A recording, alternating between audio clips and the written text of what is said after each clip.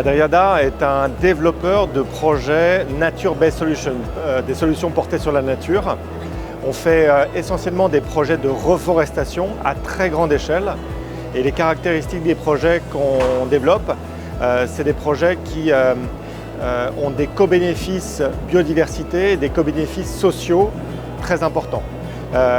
On s'appuie sur la finance carbone, c'est-à-dire qu'on va générer des crédits carbone qu'on va vendre à des entreprises qui ont une accréditation dite SBTI, c'est-à-dire qu'elles ont un objectif net zéro en 2030, 2040 ou 2050.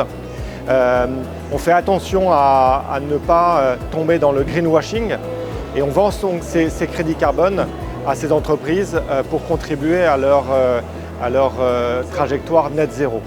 On développe des projets à travers le monde, plutôt sur la ceinture équatoriale, en Afrique, en Amérique latine et en Asie.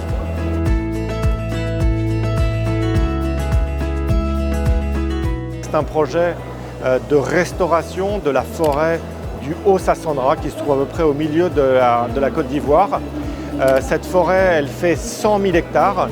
Pour situer, Paris fait 10 000 hectares, donc c'est reforesté 10 fois Paris. On a contractualisé avec l'État de Côte d'Ivoire sous la forme d'une concession ou un partenariat public-privé sur 50 ans ce projet.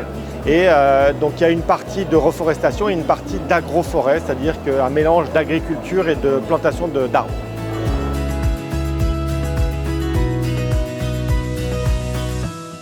La Côte d'Ivoire a une déforestation importante, avait il y a une quarantaine d'années 16 millions d'hectares. On a aujourd'hui 2,5 millions.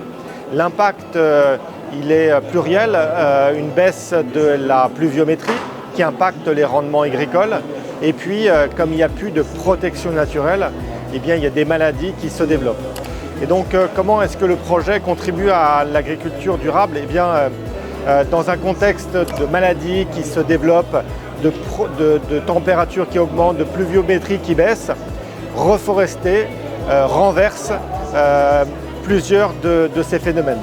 Le projet, dans les premières années et les 10 premières années, contribue financièrement à l'amélioration des itinéraires techniques, l'amélioration de la diversité des productions agricoles et donc de ce fait contribue à une meilleure résilience parce qu'il y a une plus grande variété des produits agricoles qui vont être développés au sein de l'agroforêt. Et puis enfin, et c'est l'innovation de ce projet, c'est que le crédit carbone, les revenus qui viennent du crédit carbone vont abonder un fonds ou des fonds communautaires.